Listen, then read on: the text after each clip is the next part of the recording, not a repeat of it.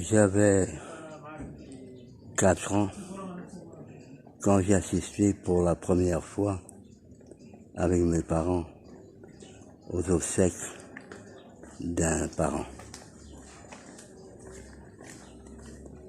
Il s'agissait d'un cousin germain de ma maman, un monsieur d'une 50aine d'années. Je crois l'avoir rencontré une fois ou deux dans son magasin qu'il avait dans la rue de Tambour à Reims. Je le vois un peu avec une casquette, une blouse grise, un monsieur mince. Ce magasin, il avait succédé à un oncle qui était aussi oncle de ma maman. C'était un frère à ma grand-mère. C'était le parrain aussi de ma maman. Ce monsieur était, l'oncle était mort en 1923 à l'âge de 52 ans. Il avait laissé sa veuve. La veuve, qu'on appelait la tante Blanche, elle habitait avec ce neveu par alliance. Paraît-il que le 30 août 1944, jour de la libération de Reims par les Américains, les effets s'étaient présentés à la maison de la tante Blanche et de son neveu, du cousin de ma maman, parce qu'il y avait une dénonce faite contre lui comme affameur, paraît-il. Selon les références que je sais, ce cousin de maman était incapable, on disait même, de tuer une mouche. Il était en train de se raser, et ses filles et agents de police l'emmènent. Selon une version, il aurait été conduit à l'hôtel de ville, qui est tout près de la rue de Tambour. Et l'autre version, qu'il aurait été emmené au commissariat du 4e canton.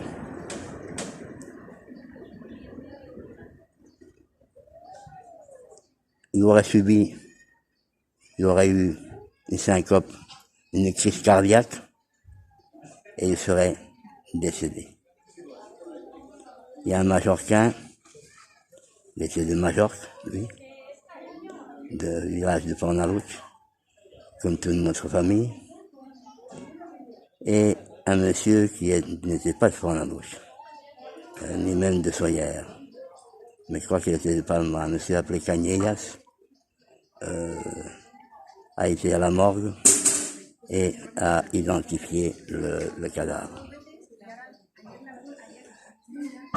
Quelques jours plus tard, comme c'est les costumes en France, 2 ou 3 jours plus tard, se sont livrés les obsèques. J'étais petit, tout seul, mes parents ne pouvaient pas me laisser avec personne, et ils m'ont emmené avec eux. Je vois encore, quand on arrive, dehors du magasin, le corbillard, 2 chevaux, le cocher avec un chapeau très semblable aux gendarmes français du 19e siècle. Nous entrons dans le magasin, à droite, un magasin qui après a été tenu par mes parents à partir de 1946, et il y avait la chapelle ardente. On passe, l'eau bénite, et on rentre dans une pièce où il y avait du monde, des gens, je pense que c'est la famille, il y avait vois une dame mince, une coiffe noire, et la chambre blanche. À un moment donné, il arrive le clergé, prêtre, la croix, pour la levée du corps. Et aussi un monsieur des pompes funèbres. Les pompes funèbres qui étaient tout près de où il habitait, le pont funèbre Galichet. Ce monsieur arrive et nous salue avec cette salutation que je crois qu'elle allait diriger précisément à la tante blanche. Madame, je vous donne la main du cœur. Cette phrase a marqué beaucoup mon père, ça m'a même un peu choqué. Je pense que c'était parce qu'il devait accompagner la dame, et ce maître lui donnait la droite, donc il lui donnait la main du cœur. La levée du corps, on met le cercueil dans le corbillard, et chemin de la cathédrale qui était sa paroisse, Notre-Dame de Reims. Il va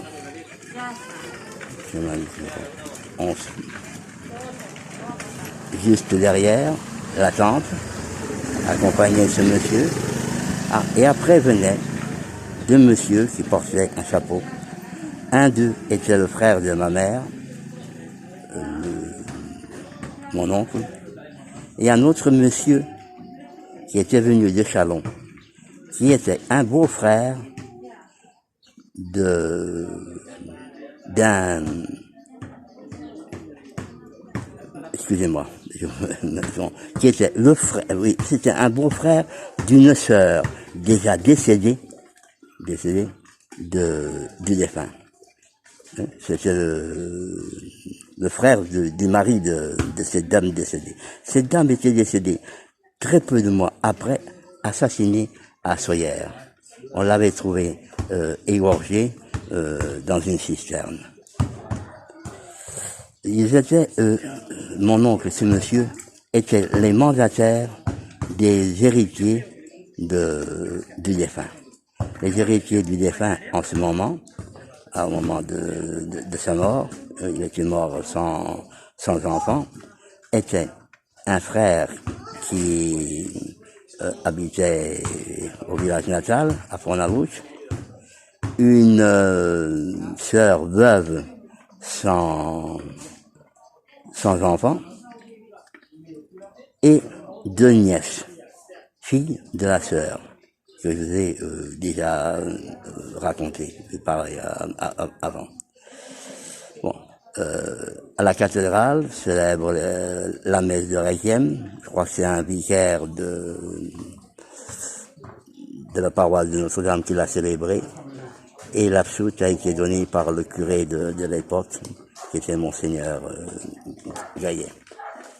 Ensuite, il a été conduit au cimetière de l'Est, de Reims, pour y être inhumé avec son oncle, avec le parrain de ma mère. Au cimetière de l'Est, je ne suis pas allé, parce que il y a deux jeunes filles qui m'ont emmené promener avec elles. Je n'ai plus revu cette personne. Paraît-il que c'était de la famille de la tante blanche. Mais aussi, il y a une autre version, je ne sais pas si c'était des petites-filles de l'oncle et parrain de ma mère. Parce que le parrain de ma mère, l'oncle qui avait le magasin avant, qui a été succédé par son neveu, par ce cousin, qui est auquel on met les obsèques, avait été marié avant, et avait un fils qui a été professeur de Grimm. Ce cousin était cousin aussi germain du défunt et de ma maman. je ne sais pas, ça se reliait avec ces choses-là. À peu près à cette même époque, aussi, j'ai assisté à la chapelle de l'hôpital Mousseau, qui servait de paroisse de l'église de Saint-Maurice de Reims, qui avait été incendiée en 1942, aux obsèques d'une dame qu'on appelait la tante Madeleine Ferrer. Ferrer, ce n'était pas son nom, hein, c'était un surnom. Ferrer, en majorquin, signifie comme forgeron, qui s'occupe de la fabrication du fer. Hein. C'était le surnom de famille. Hein, et c'était une cousine germaine de ma grand-mère.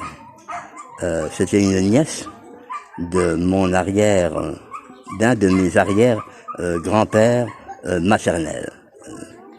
Arrière-grand-père maternel, qui était le grand-père maternel de ma mère. Qu'elle n'a pas connu. Et je me rappelle, cette dame a été inhumée au cimetière du Sud. Bon, ça, c'est dans les premières... En 1948, est mort à Fort-la-Haute, au Baléares, mon grand-père. Une époque que nous étions venus en vacances. C'était la première fois que je voyais les Baléares, la terre de mes ancêtres. Et un 29 juillet de 1948 est décédé mon grand-père maternel, monsieur Antonio Bisbal Llaneras. Dans d'autres vidéos, je vous ai parlé de lui. Ce que je ne vais pas raconter, ce sont les obsèques. Il y avait une très grande différence avec les obsèques funérailles en France. En premier lieu, en Espagne, jusque mais qu'à partir des années 60 du siècle dernier, que les enterrements et funérailles se sont faits de corps présents. C'est la première fois que se sont faits.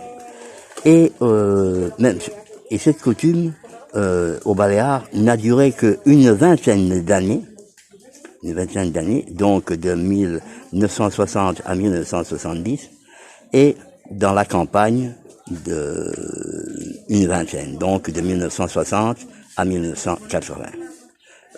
Mes parents, qui sont morts là ici, au Baléares, à Fort-la-Haute, en 1968, mon père, et en 1979, ma maman, les funérailles se sont faites de corps présents. Après 1980, ça a terminé. Il n'y a eu qu'une fois que on a célébré des funérailles au sec avec le corps présent dans l'église, et ça a été à la cathédrale de Palma de Majorque, pour les funérailles officielles nationales, entre guillemets, pour deux gendarmes, Guardia Civil, qui avaient été assassinés par la bande terroriste ETA, je crois que c'était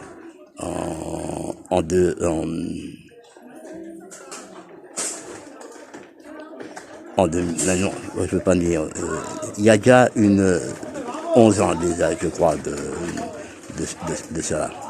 Et ces funérailles à laquelle assistait le roi actuel d'Espagne, qui alors était simple prince des Asturies, officiellement, et oui, les cercueils de ces deux gendarmes, de ces deux guardias civiles, ont été placés l'église cathédrale de Palma de Majorque pour les obsèques. Mais en 1948, non, ce n'était pas, disons, coutume. Ce qu'il y a à l'époque, ce qui était très rigoureux en 1948 au Baléares, c'était le deuil. Le deuil était observé, mais d'une façon presque même exagérée. Cravate noire, costume noir, et si vous n'avez pas un costume noir, un brassard noir, non, la coutume catalane de la présidence masculine. Mon oncle, qui était le fils de mon grand-père, n'avait pas, à l'époque on ne voyait pas comme maintenant, était resté à Reims. Mon père était le gendre marié avec la fille aînée, donc c'est lui qui a conduit le deuil, accompagné des deux autres beaux-frères, des autres deux gendres de mon grand-père, du mari de ma grand-mère, et du mari de l'autre tante. Le jour de l'arrivée du corps, qui était pour le soir, sont venus les prêtres. Le prêtre officiant était un oncle à mon père, un monsieur déjà âgé. Deux autres prêtres qui sont venus de Soyères. Un d'eux encore ne célébrait pas la messe. Et c'était la coutume, on passe le chapelet, une prière, une responso, et la conduction au cimetière. Au cimetière, la famille restait dans la maison. Et les femmes aussi n'accompagnaient pas. Il n'y avait que les hommes avec des cierges, hein, et 4 ou 6 cierges gros qui étaient portés par les voisins les plus proches de la maison du défunt. Et le lendemain, ça a été la messe du funérail, aussi c'est officié par ce grand-oncle, le prêtre, oncle et parrain de mon papa, avec diacre et sous-diacre. Voyez-vous, ça, c'était la coutume de l'époque, et ce sont des souvenirs lointains, voyez-vous, d'une époque qui sûrement ne reviendra pas, ne reviendra plus. Ah. Et bon, à l'époque, et l'observance du deuil, ça dépendait du degré de parents. Pour un mari, pour un père ou une mère, pour un fils ou une fille, c'était 3 ans. Pour un frère ou une sœur, c'était 2 ans. Pour un oncle, de 6 mois à 1 an, ça dépendait. Pour les cousins, 6 mois. Mais, et il y avait les premiers temps c'était mal vu d'assister à une fête quelconque.